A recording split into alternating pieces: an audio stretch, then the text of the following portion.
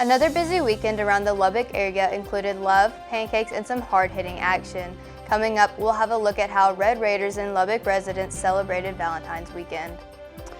A round of dangerous weather conditions is headed towards the South Plains with the potential to affect your daily schedule. Elisabeth Herring will have the details to help you plan before heading out the door this week in today's MCTV forecast. The Red Raider basketball team took on a familiar opponent on Saturday, but the finish was anything but normal as the team headed home. MCTV's Todd Eldridge has that story and more in sports. This is the MCTV Weekday Update. Welcome to the Monday edition of the MCTV Weekday Update. I'm Madilyn Coyne. And I'm Kiley Phillips. Last Friday, the Texas Tech community celebrated Valentine's Day with several events here on campus.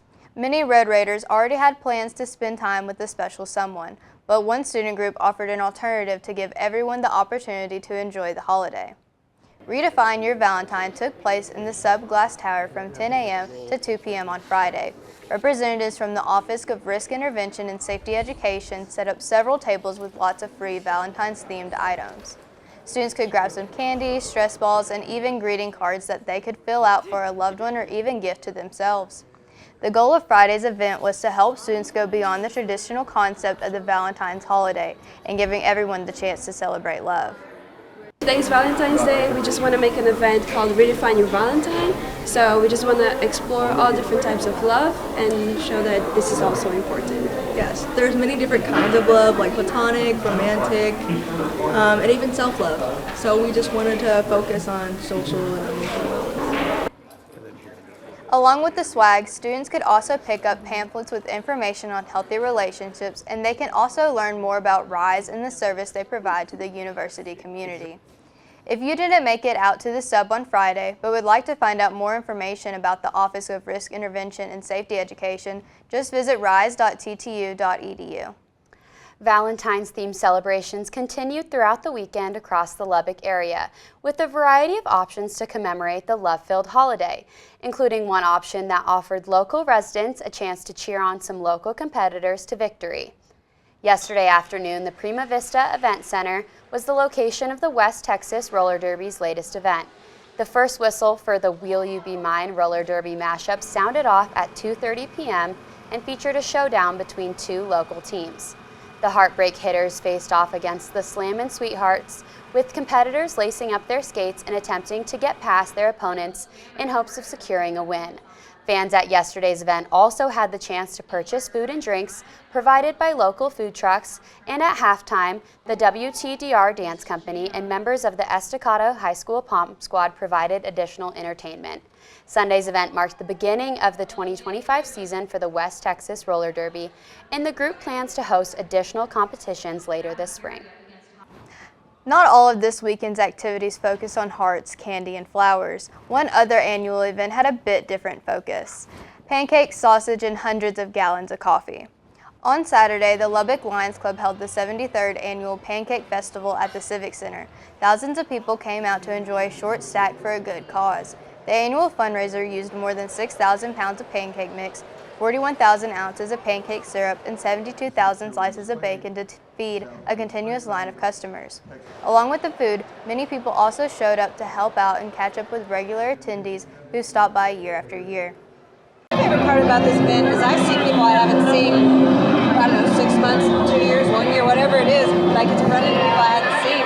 And the second best thing is all the money that we raise for this event goes right back to the community.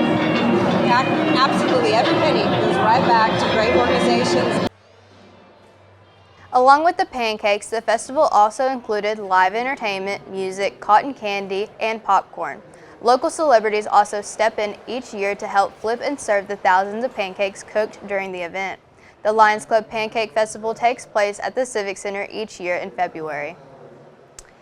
The beginning of the year here on the South Plains often includes a variety of temperatures and weather conditions, and 2025 is no exception. Over the weekend, high temperatures fell from the mid-60s on Friday to the upper 40s on Sunday, but an even bigger change is less than 24 hours away. Chief Weather Specialist Elisabeth Herring joins with some details on some potentially dangerous changes on the way in today's MCTV forecast. Elisabeth? Thanks, Madilyn. Well, a gorgeous day today out here at Texas Tech. Beautiful blue, sunny skies. Highs are actually pretty mild today in the mid-60s. However, unfortunately, that is not sticking around. We are headed for a big change. A cool front moving in tonight, bringing in some cooler air, dropping our temperatures significantly. So tomorrow, late afternoon, early evening, already seeing 27 here in Lubbock. Some of those northeastern areas already in the teens. Most of the area already under freezing. And as we head into Tuesday night, temperatures dropping even more. Wednesday morning, we're seeing single digits across most of the South Plains area. This is Wednesday at 8 a.m. So if you are traveling to class or work, keep that in mind as you're getting ready in the morning. Here in Lubbock, 9 degrees Wednesday morning at 8 a.m. Almost under zero up in Silverton, 2 degrees. Tulia, 4 degrees. Turkey and Childress, 5 degrees. So a cold one throughout the entirety of the South Plains area. And temperatures not getting above freezing Wednesday, staying in the 20s here in Lubbock. Teens in those northern parts of the South Plains.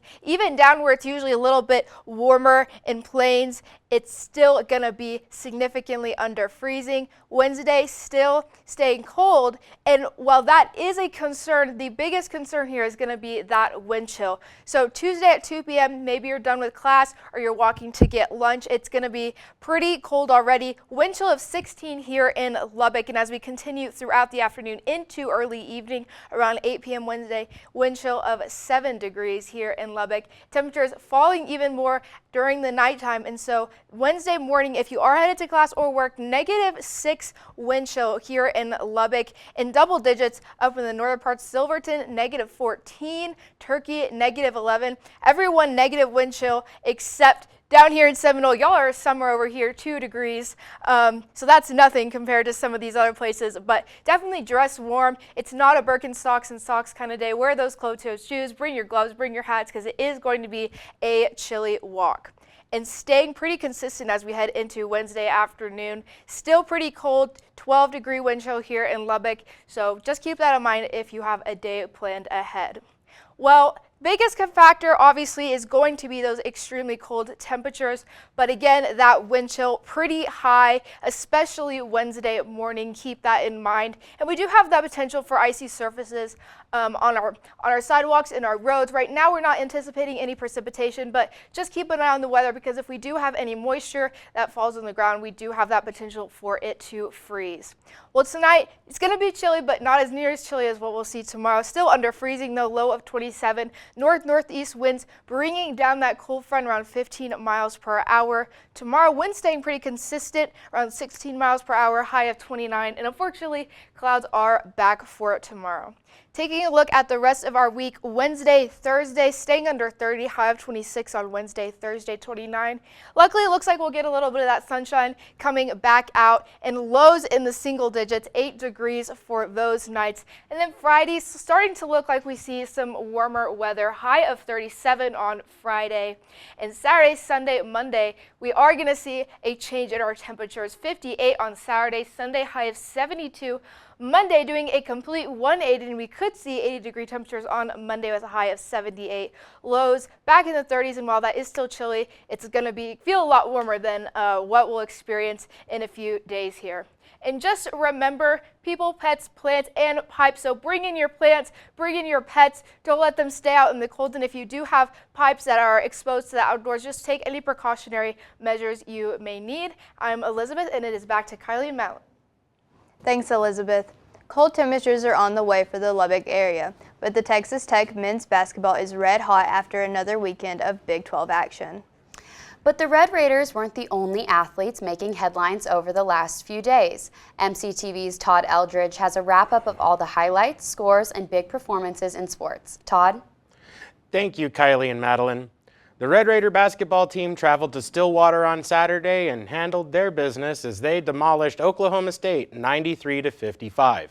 The 38-point margin set a Big 12 road win record. The team also tied their school record for three-pointers, draining 16 baskets from beyond the arc. JT Toppin recorded his second straight 30-plus point performance and 10th double-double of the season, bringing his season average to 17 points and 9 rebounds per game. Besides the 16 made three-point shots, another key contribution to the team win was only missing 2 free throws, going 17 of 19 from the line. Toppin led the charge, but this was a total team win. And here's Coach Grant McCasland with more. Was just thrilled with the way our guys competed and didn't look at the scoreboard and tried to play the game the right way regardless of the score. So, really thrilled with the way our guys are playing together and playing the right way. Next up for the Red Raiders is a trip to Fort Worth to take on TCU tomorrow at 7 p.m. If you're not traveling to the game, you can catch it on ESPN+. The Red Raiders softball team closed out the Bevo Classic yesterday on a bit of a sour note. After opening the tournament with a sound win over UMass and a nail-biting loss to Texas, they won both games of their doubleheader Saturday, but dropped their last game to Texas Sunday, falling 11-0 in 5 innings. Tech softball was hoping to get back in the win column tomorrow night, but that game in Denton has been postponed due to the weather and may be played at a later date. The Lady Raiders hosted Baylor on Saturday, and despite a good shooting effort, they could not weather the Bears' storm and fell 66-60. Jasmine Shavers recorded her team-leading 23rd double-point figure game, and Bailey Maupin logged her 19th double-figure effort. It was a hard-fought back-and-forth affair that saw things roll the Bears' way. Coach Krista Gerlich with more. So I thought it was a great battle. We just missed opportunities. I mean, we got to make free throws. We got some great looks from the three-point line that we got to knock down. I thought we had really good ball security in the second half, so we were getting the looks that we wanted. We just weren't making shots. The Lady Raiders host the Cincinnati Bearcats this Wednesday at 6 p.m. in the United Supermarkets Arena, and the team would love to have your support. And there are 2 more opportunities to catch the Lady Raider Basketball Show with Krista Gerlich, presented by Rudy's Barbecue. The first of the last 2 live shows is tonight from 6 to 7 p.m., and the final show will be on Wednesday the 26th. You can listen in on Double T 97.3 or on the Varsity Network app from Learfield. The Raider women's tennis picked up another sweep this season as they handled business in Arizona in Tucson on Sunday as the team went 4-0 versus the Wildcats. The number 6 overall ranked duo of Leola and Cefeta continued to shine, winning in straight sets, while the Tech singles teams went 5-1. Tech track and field took on 2 invitationals this past weekend. First up, in Lubbock at the Jarvis Scott Invitational, the first event wins came from triple jumpers Stacy Brown Jr. and Grace Oshiokpu. Sean Gribble cleared a new personal best in the pole vault, going over 5.65 meters, while the men's 4x400 team combined to record a school best time at the event. The second invite was the David Hemry Valentine Invitational.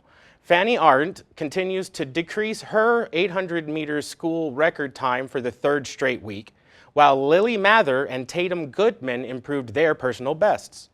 Other notables include Busola Akanduro coming in 2nd in triple jump, Cashley Dickinson was 3rd in pole vault, and Amori Pearson won women's shot put.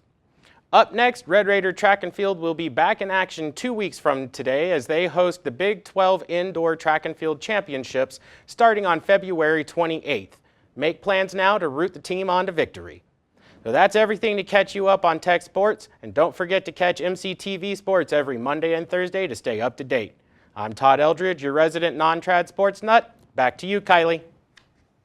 Thanks, Todd. 2 Sundays ago, former Texas Tech quarterback Patrick Mahomes headed into Super Bowl 59 with the chance to lead his team to the first three-peat in NFL history. As we all know, that didn't happen, but another former Red Raider stepped up this weekend and decided to make history in another popular professional sport. Former Red Raider basketball player Mac McClung competed in his 3rd straight NBA slam dunk competition on Saturday. And for the first time in history, McClung won the competition for a 3rd year in a row. McClung took part in the slam dunk showcase representing the Orlando Magic. The veteran competitor opened the competition with a 50-point dunk, a perfect score. From there, the former college star put up 3 more dunks, all receiving the maximum score allowed. Each of McClung's dunks wowed the crowd, but the first round of the competition may have also included his most iconic moment, jumping over a Kia sedan while putting the ball in the basket. At the end of the night, McClung not only walked away with a trophy, he also secured his name in the record book, besting previous competitors such as Zach Levine, Nate Robinson, and even Michael Jordan, who each won 2 contests back-to-back. So Kylie, did you have a chance to watch any of the Red Raiders compete this weekend? I did. I watched our game on Saturday, but once I knew we were going to win, I switched the channel. I don't blame you. What about you? I didn't watch any. I just wasn't in the mood for sports this week. You just knew we were going to win. I know. That's all for today's edition of the MCTV Weekday Update. Thanks so much for joining us, and be sure to check ttuhub.net every day for more news. We'll see you on Thursday.